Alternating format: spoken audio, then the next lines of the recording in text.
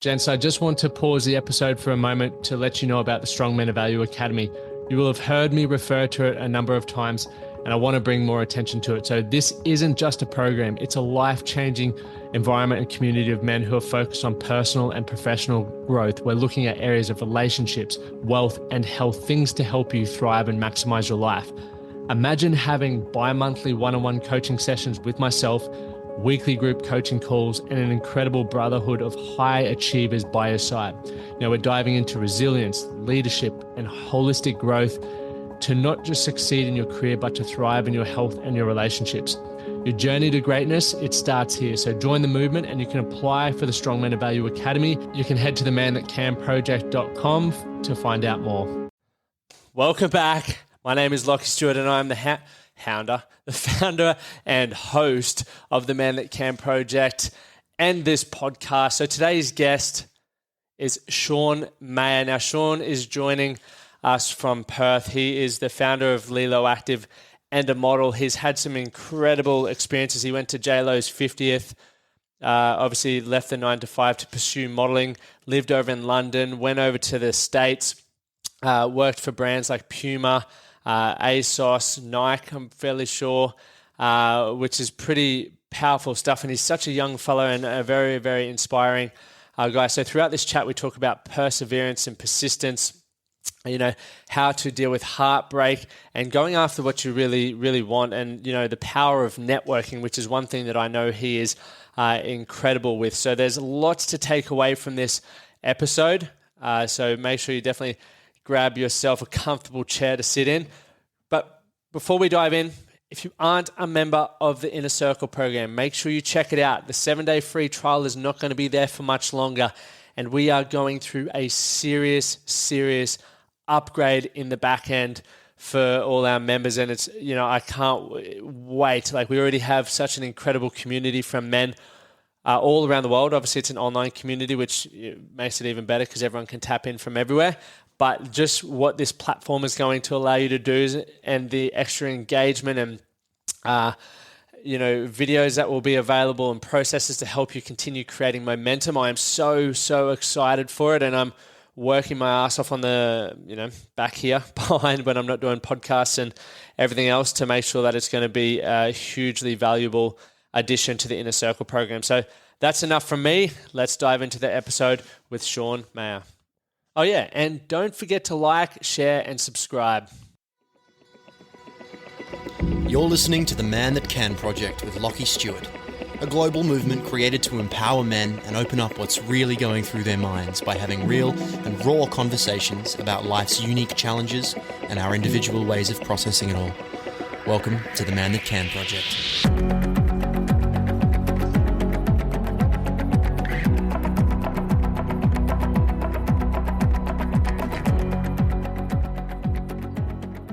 So welcome back to another episode of the Man That Can Project podcast. Today, I have an exciting guest joining me who's lived around the world, currently based in Perth. Sean Meyer, mate, thank you so much for making some time, and very, very excited to dive into your story and the experiences that you've had to date.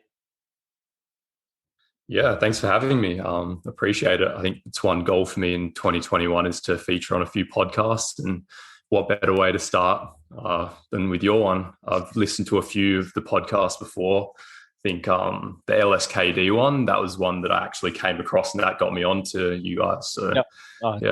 Yeah, Jace's story is pretty inspiring. He's good as well. Have you had the opportunity to link up with Jace at all?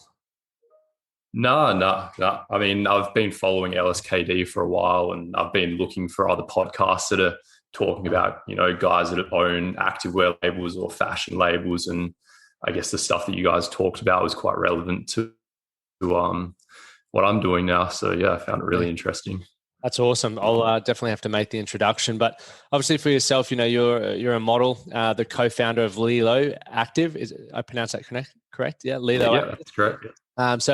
In 2018, and this is what I love hearing from people who decide to leave the 9-to-5 to pursue, you know, you pursued a modeling career in London and, you know, grew a strong network in the fashion and music industry around London and LA, which quickly escalated and inspired you to start your own fashion label in 2019. And I I love understanding the minds of people who go out on their own, because, it can be daunting. There can be a lot of challenges that you get to overcome. So I'm sure you're going to have a heap of knowledge to share and wisdom along the way. But so you started your label with your partner, Beth, and you've combined your skill sets from experiences in multiple industries like fashion, fitness, shipping, and real estate to scale the first business. So that's pretty exciting. So take us back, I guess, prior to jumping into the modeling, was it something you grew up wanting to do, or how did you sort of end up going down that path? Not really. I mean, it was one of those things where, like your aunties and your friends and stuff are just like, oh, you're tall, you're photogenic, you should try out modeling. And I guess I was always just like, oh yeah, I don't know if I'm that keen. And eventually I kind of just started to like play around with the idea and do a few like photo shoots here and there. And I was like, hey, maybe I could actually make something of this. And I was out actually in the city one day and I ended up getting scouted by Vivian's model agency, which is, I guess, the two big agencies in Australia are Vivian's and Chadwick's, and then there's a couple of others. And yeah, once I got signed with them, I kind of started to take it a little bit more serious. But obviously I was also working full time, so I couldn't fully run with it. And in Perth, there isn't really much of a fashion industry either. So there's not much work. So it was all just a bit of a dream at first. That's unreal. And obviously coming from Perth, where there wasn't much of a industry, was it daunting to sort of want to then start putting yourself out there to say to people, hey, I do want to have a crack at the modeling? Yeah, in a way. I mean, I knew that if I wanted to have a real good shot at it, I'd have to get out of Perth. That was the first thing. I mean, you can land a couple of gigs here and there, but you definitely couldn't make it your full-time thing. You wouldn't really be able to get by that way. So in my head, I was always like, I've either got to get over to the East Coast, like Sydney or Melbourne, or just, jump in the deep end and go to somewhere like London. So that's, I guess, yeah. And what was that like? So moving over to London in 2018, like diving straight in, were there any guarantees waiting for you at the other side, or was it a big risk for you to do that? Yeah, it was a bit of a risk. I mean, it didn't all happen at once. I was still working full time as a shipping agent, and I got to that point. I think this is like one of my traits, is that I just build up this frustration. I just have to go and do something. And I actually just booked a flight over to London, and I was like, look, I'm just going to go and do some walk-ins. So they call it in the modeling industry, it's like a walk-in. So you go into all these modeling agencies and see if you can get signed. And I kind of went over there with this list of agencies from the best, and there was about 10 of them. So I started from the top, the one that I thought was the best. And just did all these walk-ins. And it's funny, I flew over there, and I think I got there on a Sunday, and then obviously the agencies open up on a Monday. And the first agency that I went to was Elite Models, which is one of the biggest in the world. And I've walked in there, nice and confident, like, all right, I got this. And they just straight away knocked me back. They were like, look, you're not what we're looking for. And I was like, oh shit, I've flown across the world, and I might not actually, might not pull this off. So I was like, you know what, I'm just going to keep doing it. I'm already here. So went to the next agency. I think that was IMG, and they kind of were like, yeah, look, not what we're looking for at the moment. You're too commercial. I think that it was actually coming into men's fashion week. So they were looking for guys that are like runway models. So that's a little bit more of an edgy kind of look. Whereas, I was like quite clean cut, more for like e-commerce, doing shoots for like ASOS and that kind of stuff. Yeah, gotcha. So like, but luckily they gave me a bit of feedback, whereas the other agency, they didn't really give me any feedback. They were just like, nah, you're not it. Whereas this agency was like, yeah, you look too commercial, but try these agencies, they'll love you. So a few of those agencies were on my list. So I kind of just went straight to those ones. So I think it was Nevs and Next Models. And yeah, got an Uber over there, and same thing, walked in, but this time they actually loved me. They were like, yeah, like, you've got a great look. if you're willing to move over to London, then 100% we'll put a contract in place and we'll sign you. So that was pretty exciting.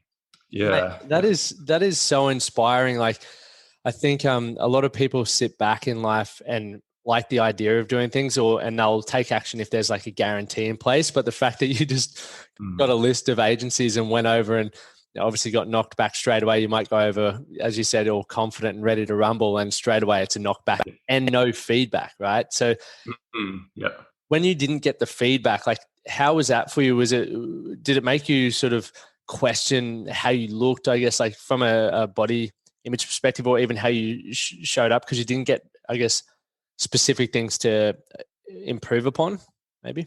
Yeah, it was hard. I mean, it was definitely a reality check. I actually called my girlfriend straight away as soon as I got in the Uber, and I was like, look, first agency I've gone into, they've said no. And she kind of, boosted my confidence back up and was like, you've got nothing to lose. Just keep going, go to the next agencies and just see what happens. And yeah, I just kind of kept going at it. So I think that's all you can do though, isn't it?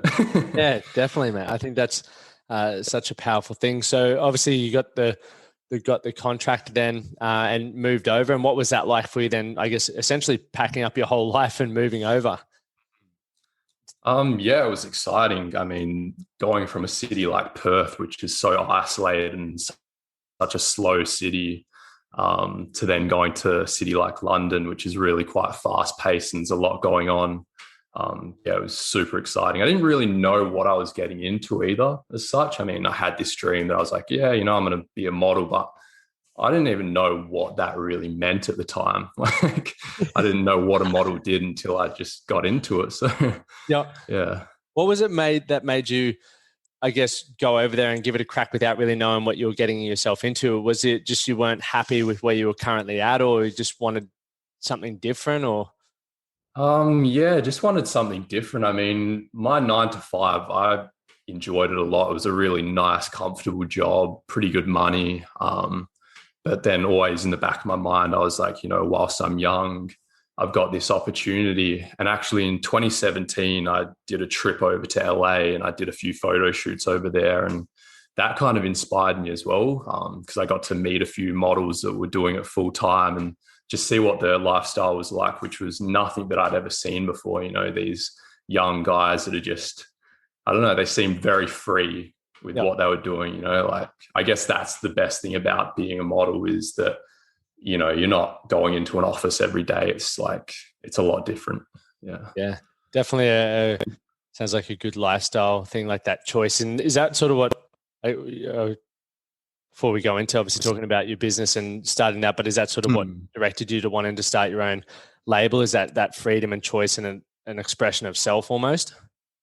Yeah, definitely. I've always wanted to be self-employed and kind of have, I don't know. Like, I guess that was a challenge when I was working a 9 to 5. I'm very ambitious and I want movement within a company. I like to just keep going and I don't like to be stuck in one spot, if you know what I mean. So I guess that was a big thing for me, is to set up a lifestyle where I could continue to, just improve and evolve, I guess. That's awesome.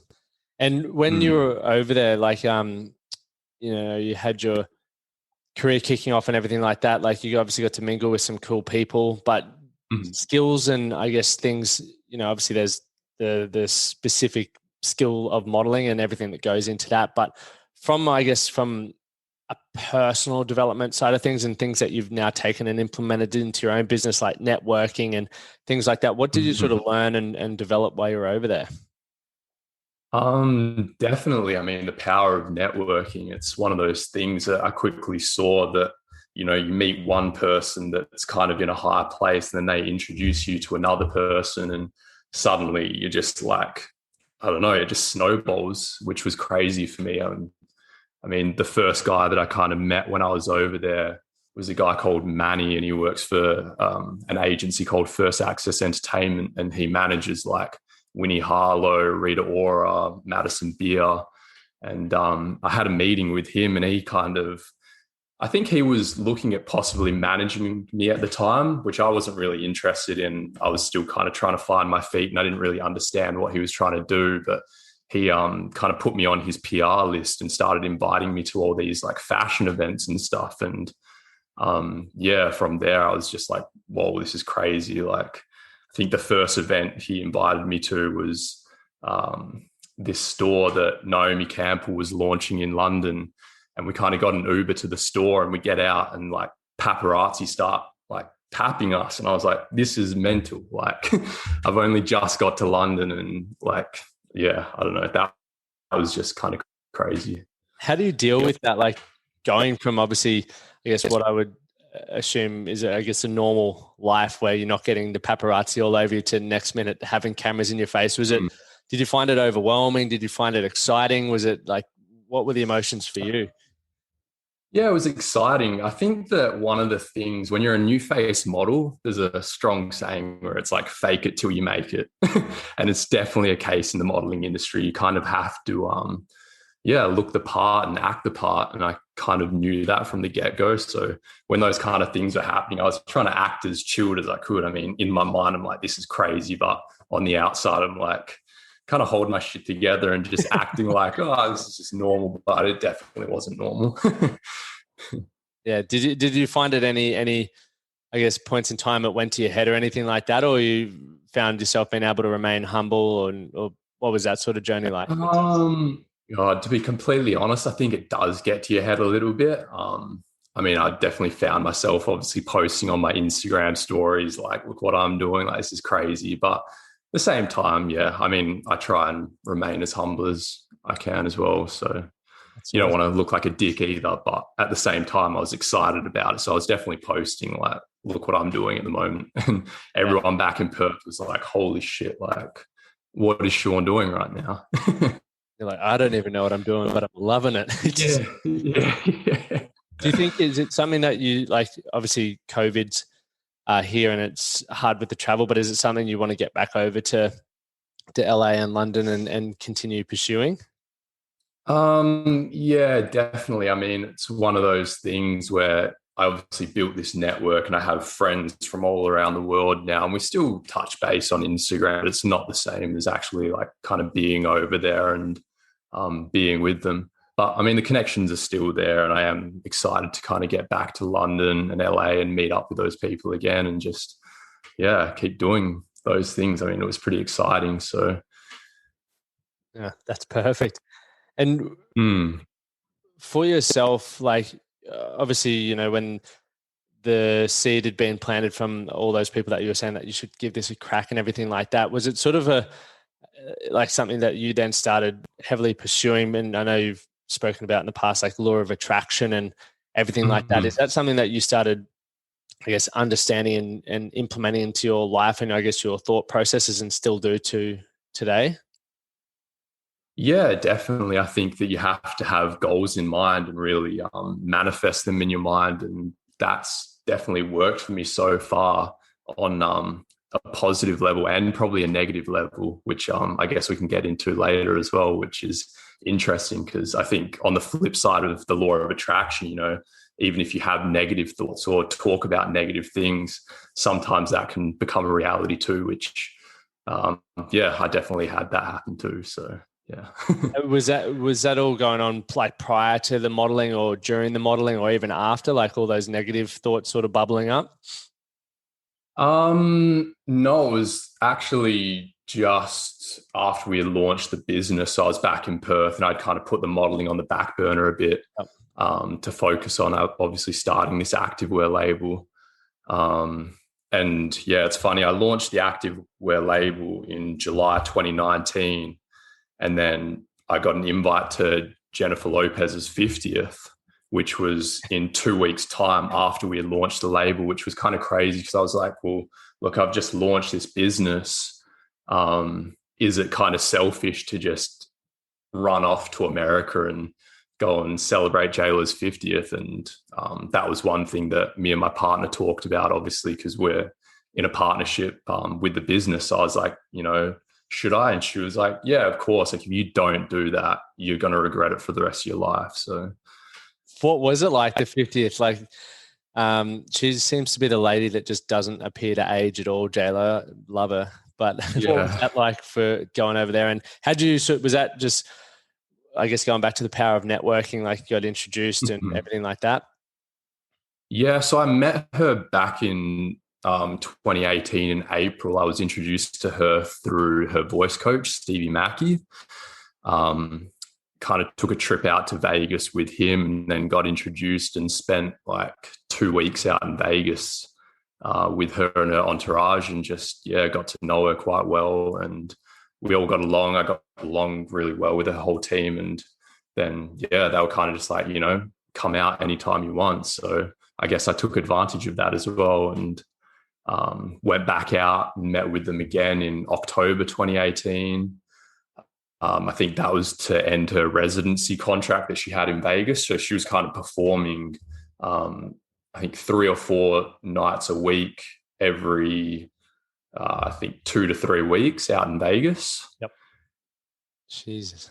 And yeah, so yeah, it was pretty crazy. So I kind of went back out to Vegas when she finished that show up as well. And yeah, that was crazy. Yeah. And was that one of those experiences as well? Like, obviously, you took her up on the opportunity to keep hanging out and everything like that. Mm-hmm. Did you ever experience, I know one thing a lot of people experience when they're sort of progressing and growing in their life is that imposter syndrome, where you feel like maybe you don't belong there, or it's like, how did I end up here? Did you ever experience any of that? Or were you, going back to that law of attraction, it was, you believed in everything happening for a reason?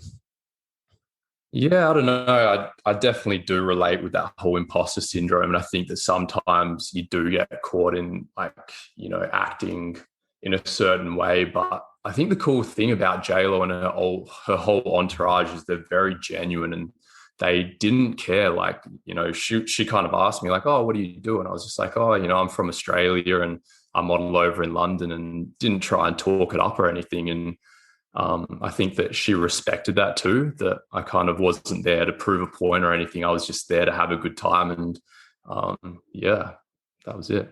That's awesome. What advice would you have for any, I guess, aspiring models like starting out? Was there anything that you would sort of say to them? Yeah, I mean, you have to you got to be mentally strong in the modeling industry. It's a bit of a harsh kind of industry where, obviously it is heavily reliant on your appearance, which can weigh heavy on your mental health as well. And I definitely found myself struggling with that too, because, you're always like, oh, I've got to be fit and lean for this next photo shoot. So yeah, I don't know. You've got to kind of go into it with the mind that you don't want to get lost in it too. I think that I found myself getting a little bit lost in it. And I think that that's probably why I've put it on the back burner a little bit now as well. And I'm quite happy to now be on the other side of the fashion industry, where I've actually got an activewear label. And yeah, I don't have to always be doing photo shoots. Yeah. Is it, yeah, you touched on, like, obviously it can take a toll on your mental health with continually being, I guess, critiqued for the way that you look. Is it a tough, obviously it is a tough industry for that, because people are trying to market clothing and everything like that. But did you find it put you in your head more and more often in terms of like critiquing your own body image every time whether it's looking in the mirror or all this sort of stuff? Yeah, absolutely. Which is funny, because it's one of those things, like I would spend a lot of time obviously trying to be in the gym and getting fit and having the cleanest haircut and like trying to have my skin all nice and all that for castings. But it was often the castings where I felt a little bit rough and I didn't feel like I was on point. They were the castings that I sometimes would land, which is funny. It's like, it's a weird thing like that. It's interesting. Yeah, I mean, even probably the biggest job that I landed was with Puma, where I did a fashion show over in their HQ in Nuremberg in Germany. And I went to the casting after like a night out where I'd got home at 3 a.m, had been drinking all night. And then I went to the casting at like 9 a.m, hungover. Yep. And I was like, there's no way I'm going to land this. And I landed it. So... Do you think any of it came back to like who you knew? Did you know anyone back then, or like, is it really once you sort of get a foot in the door, is it, going back to that power of networking, does a lot come into who you know as well? That definitely helps. I mean, and it's also just all about your energy and what you bring to the table when you go to a casting, because that's basically how it works, is that on like a Sunday evening, your agency will email you through all the castings that you have for the week. And Yep. then you kind of go out on your own and just go to all these different castings around London. And you don't know if you're going to get booked. You obviously go in there with this mindset of, all right, what's my point of difference? How am I going to win the casting panel over and get booked?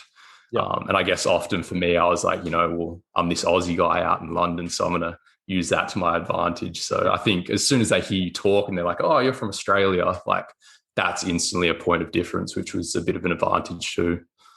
I think that's an awesome way to look at things, like obviously setting your intention for how you can highlight a point of difference. I think a lot of people in life, we just try to blend in and we never really take a moment to recognize our uniqueness. And then also, one thing you mentioned there is having the intention for how you want to show up and the result that you're looking to get. I think a lot of us just float through life and wonder why we aren't getting the results that we get. So, setting that intention and understanding you're in control of your energy and what you bring, as you said, sort of to that casting is a powerful thing.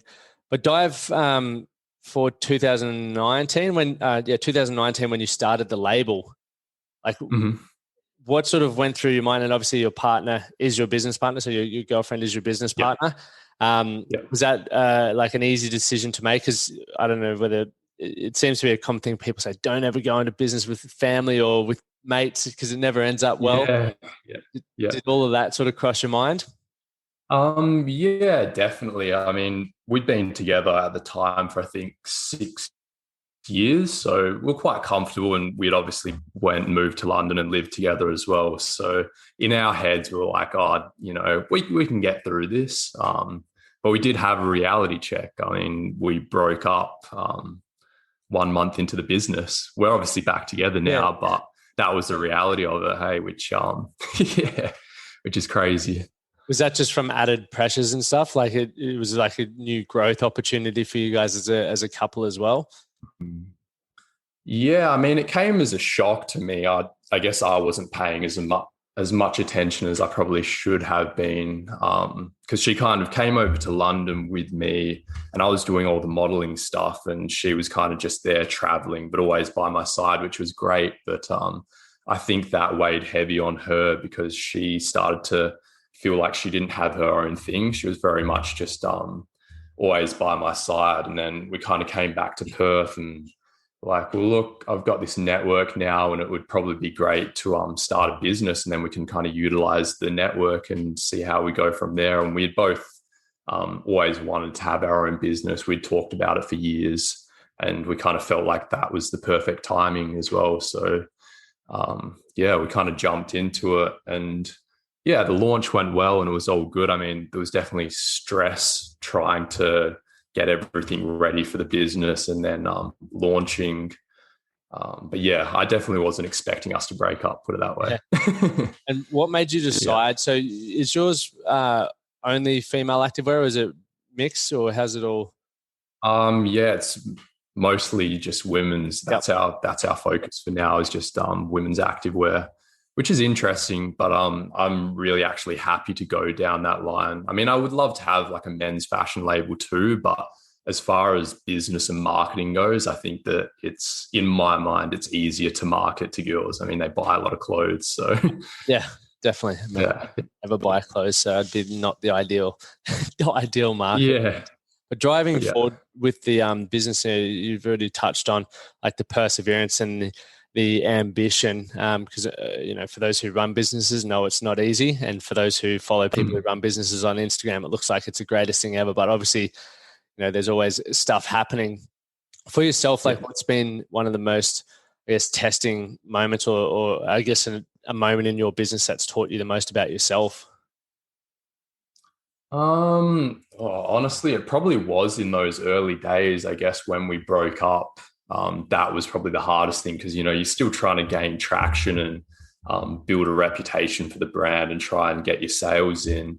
But at the same time, I was trying to manage, I guess, my emotions and my life outside of the business too, which was quite difficult. But I mean, we got through that, and I look back at it now and I'm like, wow, like it's kind of a good thing because it proved to me that I could kind of get through anything now, I guess, in a way. 100%.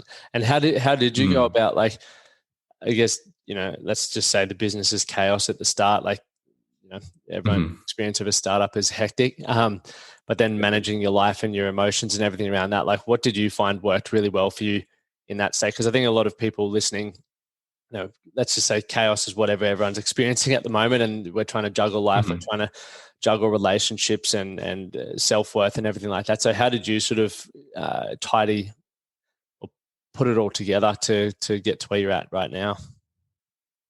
Oh God, I guess just staying true to myself and knowing what the goal was and just really looking and reflecting on the mistakes that I had made, I guess, in my personal life, and trying to work on that. I think that was a big thing because, as I said, I mean, I was never expecting to break up with my girlfriend, but I had to reflect and go, hey, like, why did that happen? And I guess, or like, naturally you don't want to admit to it, but once you kind of dive into it and go, I've got to work on this and that and the other thing, like, that was really good for me too.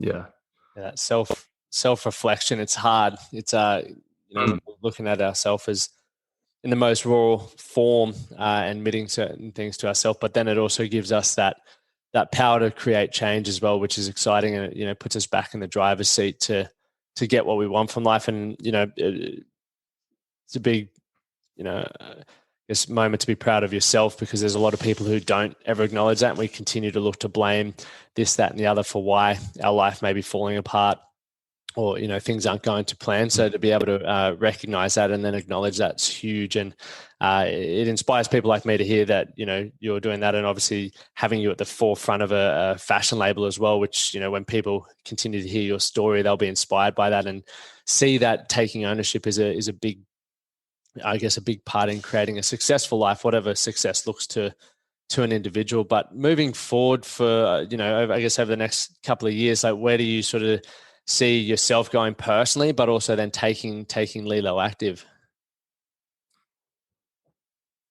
That's a good question. I think that we definitely want to obviously continue to scale. And I mean, that's the interesting thing. That's why I really wanted to get on this podcast, because when I listen to a lot of podcasts, you're listening to guys that have already scaled their business quite high and they've got him like a team around them and stuff. Whereas I'm really in that startup phase where we're really growing at the moment.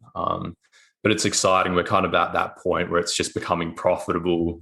So we're going to start being able to pay wages and stuff. And I guess that's a reality of business as well. It takes a while to become profitable. It doesn't just happen overnight, which that was a reality check for me as well. 18 months in, we're only just getting to that point. So now I'm kind of looking into the future and going, all right, where do we want to go and how can we expand now? And I guess in my head, it's really working on our branding, and then managing our inventory as well. So I think that that's a big part of e-commerce, is kind of balancing out your marketing spend and your inventory. That's a big reality check too, is that, you can't, hit seven figures in your business unless you buy the stock and then put your money where your mouth is. So yeah, true. It's very true. Yeah. Have you listened to Chip Wilson's book, the founder of Lululemon? No, I haven't. I've actually been recommended. I need to get onto that. Oh, mate, I literally just, like, Jace spoke about it. It obviously inspired him for how they have not transferred, but changed direction with LSKD.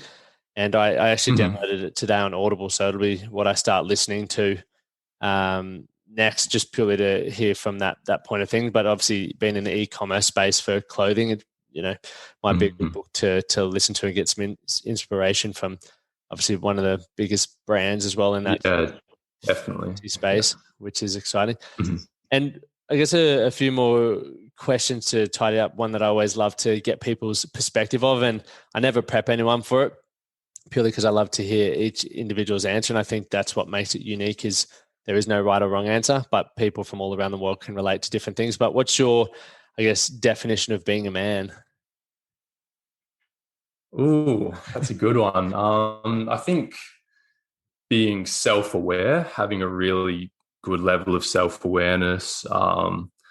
And I guess it's a bit against the grain, but not being afraid to actually show emotion as well and express your feelings too. I think that was a pretty big thing that I learned probably over the last 12 months, is to open up and actually talk about my feelings and stuff. I kind of had a pretty easy run in life up until I guess 2019, when I had the breakup, and then I had a few family members pass away as well. And that was really the first time that I felt heartbreak, like genuine heartbreak. And that's interesting as well. I mean, yeah.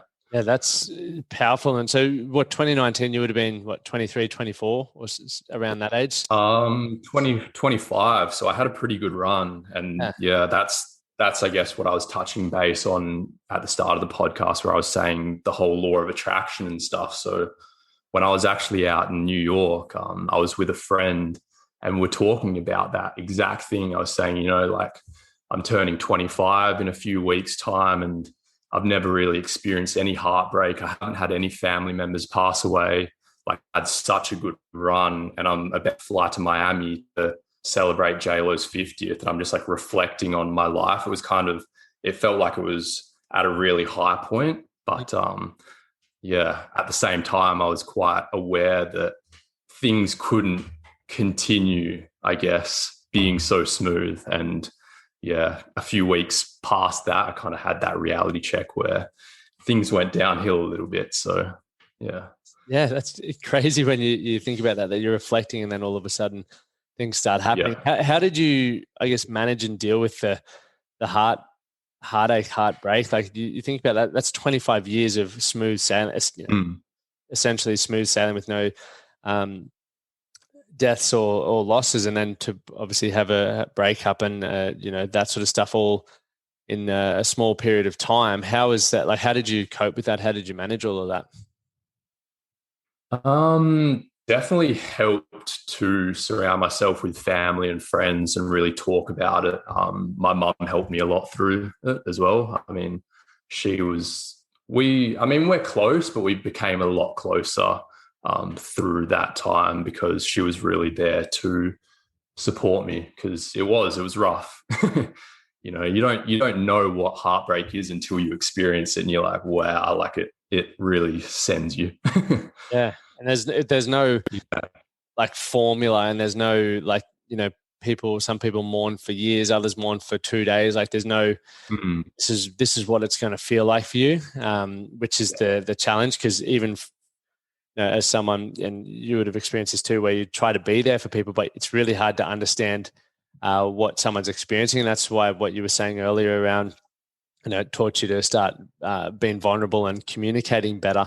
That really allows people, I guess, inside your mind. Even like hearing you on the podcast, it really helps people understand what it's like to be you and what you've been through up until this point. I think, the power of communication is massive, but it also brings you closer with the people who are important to you. Like, you improved your relationship with your family and your mum and everything like that, which is amazing. Mm-hmm. So that was definitely a positive from it. And I mean, on top of that, also just having a routine and sticking to it too, that helped me a lot. I mean, when my partner and I first broke up, it was funny. I actually flew straight to Sydney. I had to get out of Perth. I guess in my head, I was just like, I need to kind of separate myself and just give myself a bit of time. So I had a few friends that were heading over to Sydney. So I was like, you know what, I'm just going to head over there too and just give myself a week. My sister lives over there too. So I planned to go and stay with her. And just like my mum, she was really good, like supporting me through that time too. So that was a good little break for me too, to get out of like Perth, which is quite a small city. A lot of people talk, and it was just nice to kind of run away for a bit and get my head right, and then come back from that. So definitely, it definitely helps with.